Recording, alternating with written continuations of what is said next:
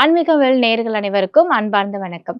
இன்னைக்கு நம்ம கூட ஜோதிட அரசி யோக பிரபவம் இணைந்திருக்காங்க. அவங்க கிட்ட ஆன்மீக ரீதியான கேள்விகளுக்கு பதில் கேட்டு தெரிஞ்சுக்கலாம் வாங்க. வணக்கம் மேம். வணக்கம் மேம். இன்னைக்கு நம்ம சுக்கிர பயிற்சி பார்க்க போறோம். சுக்கிர பயிற்சி அப்படின்னா என்ன? அத பத்தி எங்களுக்கு ஒரு பொது பலன் சொல்லிடுங்க. பொதுவா சுக்கிர பயிற்சி வருது அப்படின்னா எத்தன வருட காலங்கள் இருக்கும்? யார் யாருக்கு என்ன பலன்கள்லாம் கிடைக்க போகுது அப்படின்னு நம்ம பின்னாடி 12 ராசிக்கும் பார்க்க போறோம். பொதுவா சுக்கிர பயிற்சினா என்ன? சுக்கிர பயிற்சி வர்றதுனால நம்மளுக்கு என்ன மாரியான விஷயங்கள்லாம் கிடைக்கும் அப்படிங்கிறத பத்தி எங்களுக்கு விளக்கமா சொல்லுங்க மேம். பொதுவா பார்த்தீங்கன்னா, சுக்கிர பயிற்சி 1 மாதம் மட்டும் தான் இருக்கிறது. ஆனா, அந்த 1 மாதத்திலேயும் பார்த்தீங்கன்னா, அதுக்கடுத்து வரக்கூடிய ஒரு பலன்களுக்கு உண்டான ஒரு அடித்தளம் போட்டுட்டு போயிருவாரு. அவர்தான் சுக்கிர பயிற்சி. இப்ப எப்போ வராரு அப்படின்னா, ஜூன் மாசம் 8ஆம் தேதியிலிருந்து ஜூலை மாசம் 4ஆம் தேதி வரைக்கும் இருக்கிறார். இந்த 1 மாதத்துல புதுசா அதாவது சுக்கிரன யாருக்கு காரகத்துவம் சொல்லுவோம்னு பார்த்தீங்கன்னா, ஆடை, ஆபரணம், ஒரு பிரம்மாண்டம்னாலே நம்ம சுக்கிர பகவான தான் சொல்லலாம். அதனால புதுசா ஆடை, ஆபரணம் வாங்குறதுக்கு ரொம்ப ஆர்வமா போட்டி போடுவாங்க. புதுசா ஆஃபீஸ் போறது, புதுசா தொழிற்சாலை, புதுசா வீடு கட்டுறது. மேக்ஸிமம் பார்த்தீங்கன்னா, இந்த 1 மாதத்துல இந்த பார்லர் வச்சிருக்கிறவங்க, அதாவது பெண்கள் சம்மந்தப்பட்ட அனைத்துமே நல்ல ஒரு முன்னேற்றத்துக்கு போகும். ஏன்னா சுக்கிரனுக்கு இன்னொரு காரகத்துவம் பெண்கள சொல்லுவாங்க. ஸோ நறுமணம் சார்ந்த பொருட்கள், இது அனைத்துமே ஒரு வெற்றி ஒரு நார்மலா இருக்கு. இன்னைக்கு தான் கடைய ஓப்பன் பண்ணியிருக்கேன்பா. எனக்கு வருமானம் வருமா இல்லையான்னு கேட்கறதுக்கு இந்த 1 மாதத்துல பார்த்தீங்கன்னா, அடிச்சு அவங்க பிரான்ச்சஸ் போடுற மாரியான ஒரு பெரிய மாற்றத்த குடுப்பாரு. முக்கியமா இந்த கலை, கவிதை இந்த மாரியான துறைகள்ல, நாடகத் துறையில பார்த்தீங்கன்னா, ரொம்ப ஒரு பெரிய மாற்றத்த கொண்டு வருவாரு. இது இது நார்மலா ஒரு வீடு கட்டியிருக்காங்க. அந்த வீட்ல நான் அது ஒரு பெரிய மாற்றம் கொண்டு வரணும். ஒரு அழகா கொண்டு வரணும். அப்படிங்கிற புது புது யோசனைய கொண்டு வரவர் தான் சுக்கிரன் பகவான். இவருடைய பார்வை பார்த்தீங்கன்னா, ஒரு பார்வை தான். அந்த ஒரு பார்வையிலேயும் பலவித மாற்றத்தையும் ஏன்னா ஒவ்வொரு ராசிக்கும் ஒவ்வொரு இடத்தையும் பார்க்குறாரு. அவர் அதே இடத்துல இருந்து ஒவ்வொரு இடத்தையும் பார்க்கும்போது பலன்கள் மாறுபடும். ஸோ அவங்களுக்கு ஒவ்வொரு ராசிக்கும் தேவையான அனைத்து பலன்களையும் அந்த 1 மாதத்துல கொடுக்குறவர்னா சுக்கிர பகவான் தான். ஓகே. பொதுவா இந்தந்த ராசிக்கு சுக்கிர பயிற்சி வந்தா, இந்தந்த ராசிக்கு கூடுதல் பலன் இருக்கு. அப்படி ஏதாவது பொதுவா சொல்ல முடியுமா? பொதுவா பார்த்தீங்கன்னா, மெயினா சொன்னது பார்த்தீங்கன்னா, இப்ப புனர்பூசம் 3ல இருக்கிற ஆ சுக்கிரன் பகவான் மிதுன ராசியில இருக்காரு. அவர் புனர்பூசம் 4ஆம் பாதமான கடக ராசிக்கு வராரு. பொதுவாகவேவும் ஒரு புதிய முயற்சி எல்லாமே வெற்றியை கொடுக்க போறாரு. ஒரு பிரம்மாண்டமான வெற்றி. அதுவும் பெண்களுக்கு உண்டான மாதம் சொல்லி இத சொல்லலாம். ஏன்னா, இதே இது ஆண்களுக்கு இல்லையா அப்படின்னு கேட்டா, பெண்கள் சம்மந்தப்பட்ட ஒரு தொழில் பண்றவங்க, அதாவது ஒரு ஒரு துணி கடையா இருக்கட்டும், ஒரு நகை கடையா இருக்கட்டும், இந்த மாதிரியான பெண்கள் சம்மந்தப்பட்ட ஒரு தொழில் பண்றவங்களும் ஒரு மேன்மை அடையறதுக்கு உண்டான ஒரு பொதுவான ஒரு முன்னேற்றத்த குடுக்குறது தான் சுக்கிரன் பயிற்சி. அதாவது இந்த சுக்கிர பயிற்சியில பார்த்தீங்கன்னா, ரொம்ப முக்கியமான ஒரு விஷயமா, அதே கடகத்துல குரு பகவான். அது ஒரு ஒரு சுபகுருன்னு சொல்லுவாங்க. இயற்கை சுபராவே இருக்கிறவர் தான் குரு பகவான். அது மட்டும் இல்லாம குரு பெயர்ச்சி வேற இந்த ஜூன் 2ஆம் தேதி பிறக்குது. அப்படிப்பட்ட குரு பகவானோட தான் சுக்கிரன் பகவான் இணைஞ்சிருக்காரு. ஏற்கனவே ஒரு பெரிய பாசிட்டிவான ஒருத்தர் தான் குரு. அப்படிப்பட்ட ஒருத்தரோட சுக்கிரன் பகவான் இணையும்போது, ஒரு பெரிய மாற்றம் என்ன சொல்றா ஒரு மன நிம்மதி கிடைக்க போகுது. ஒரு நார்மலா இருக்கிற ஒரு பெர்சன் என்ன பண்ணுவாங்கன்னா, ஒரு சிலர் அழகுபடுத்திக்கவே மாட்டாங்க. என்ன அழகுபடுத்த ஒரு முக்கியமான ஒரு இடத்துக்கு போனாலும் பரவால்ல. ரொம்ப சிம்பிளா இருக்க விரும்புவாங்க. ஆனா, அவங்கள பத்தி பின்னாடி நெறைய வார்த்தைகள் பேசி ரொம்ப காயப்பட்டுருப்பாங்க.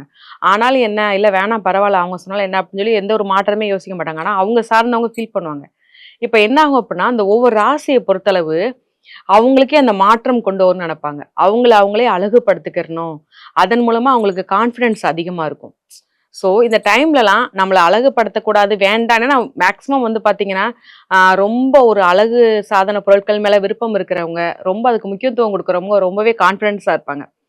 நார்மலா இருக்கிற பெர்சன விட அவங்க ரொம்ப கான்ஃபிடென்ட்டா இருப்பாங்க. இப்ப அந்த மாற்றம் அவங்களுக்கு வர ஆரம்பிக்கும். தன்னைத்தானே அழகுபடுத்திக்கிறது, தன்னைத்தானே ஒரு நம்பிக்கைக்கு, ஒரு பெண்கள் சார்ந்த விஷயத்துல ஒரு வெற்றி, தைரியம் கிடைக்கக்கூடிய மாற்றமா, அதுவும் குருவோட சேர்ந்து இருக்கிறதுனால, பெண்களுக்கு ரொம்ப சப்போர்ட்டா இருக்கும் இந்த பெயர்ச்சி. அடுத்ததா கடகராசி மேம்.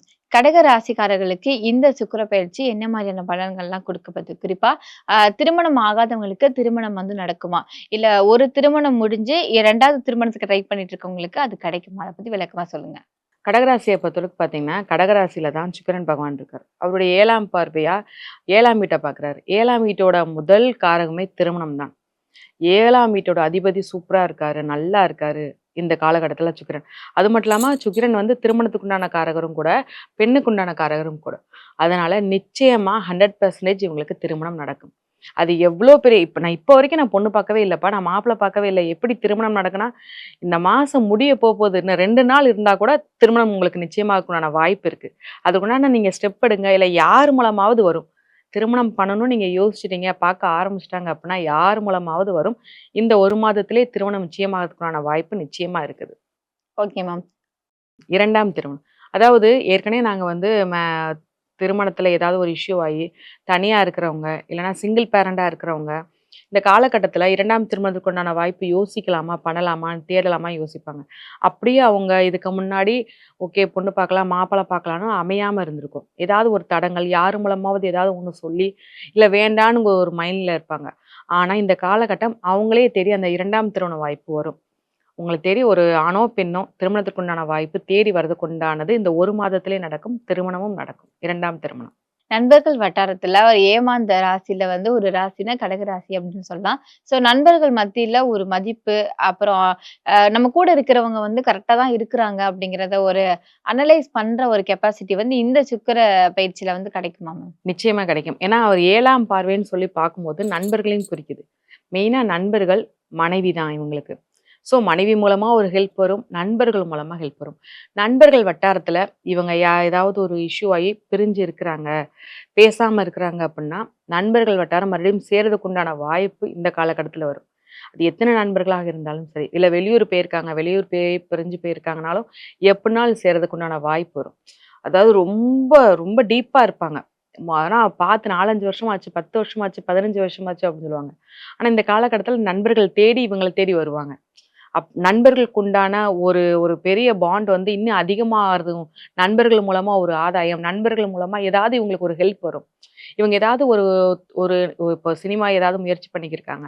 இல்ல ஏதாவது ஒரு ஒர்க்ல முயற்சி பண்ணிக்கிருக்காங்க அப்படின்னா, நண்பர்கள் மூலமா இவங்களுக்கு அந்த வாய்ப்பு கிடைக்க வரும். தொழில் தொழில் விஷயத்துல வந்து நெறைய தடைகள் பார்த்துட்டு இருக்கிற கடகராசி இதுக்கப்புறம் எப்படி இருப்பாங்க?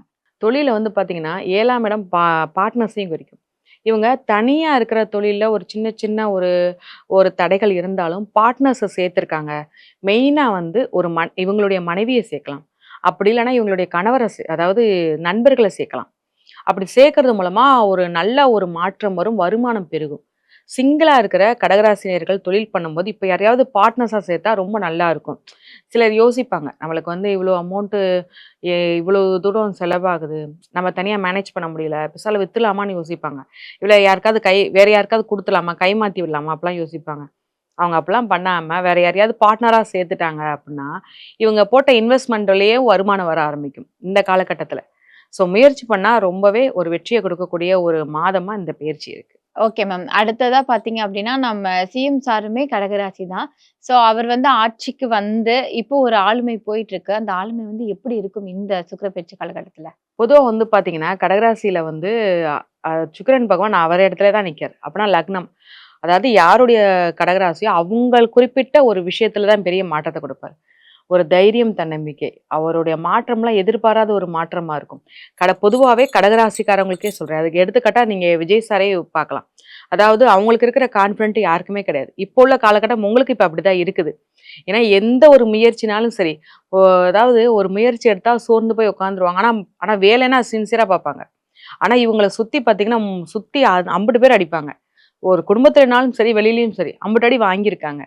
அவ்வளோ அடி வாங்கியும் ரொம்ப ஸ்ட்ராங்கா இருக்கணும் அப்படிங்கும்போது, இந்த காலகட்டத்தில ஸ்ட்ராங்கா இருப்பாங்க. அந்த அடியெல்லாம் இவங்களுக்கு ஒரு மாலையா இவங்க கழுத்துல விழுகும். ஒரு ஒரு பேரும் புகழுனாலும் சரி, ஒரு ரெஸ்பெக்ட் குடுக்கறதுனாலும் சரி, மொத்த ஆளுமையுமே கட்டி காப்பாத்துறாங்க இல்லையா ஒரு அதே மாரி ஒவ்வொருத்தருமே இருப்பாங்க. கடகராசினியர்கள் ஒவ்வொருத்தருமே அப்படி இருப்பாங்க. ஒரு மன தைரியம் இவங்களுக்கு வரும். இந்த காலகட்டத்தில. இதுவரைக்கும் இல்லாத ஒரு மன தைரியம் கண்டிப்பாக வரும் கடகராசினியர்கள். Okay ma'am.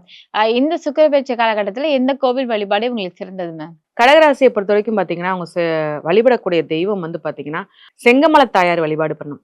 ஆ அதாவது பார்த்தீங்கன்னா, தாமரைப்பூ வாங்கி குடுத்து, அவங்களுக்கு வெள்ளிக்கிழமை தோறும் ஒரு தாமரைப்பூ வாங்கி குடுத்து வழிபாடு பண்ணாலே, உங்களுக்கு இருக்கிற ஒரு சின்ன சின்ன ஒரு இஷ்யூவோ, இல்ல சின்ன சின்ன ஒரு பதட்டமோ, ஏன்னா இவங்க என்ன தைரியமா, தன்னம்பிக்கையா, ஒரு கான்ஃபிடென்ட்டா இருந்தாலுமேவும், யாராவது ஒரு வார்த்தை சொல்லும்போது உட்காந்து யோசிக்க ஆரம்பிப்பாங்க. அப்படி இருக்கிற ஒரு சின்ன விஷயங்கள் கூட இந்த வழிபாடு பண்றது மூலமா பெரிய மாற்றத்தை கொடுக்கும். இன்னைக்கு வந்து கடகராசிக்காரர்களுக்கு வந்து எந்த கோவில் வழிபாடு சிறந்தது, அப்புறம் என்னென்ன விஷயங்கள்லாம் பண்ணணும் அப்படிங்கிறது ரொம்ப அழகா சொன்னீங்க. நன்றி.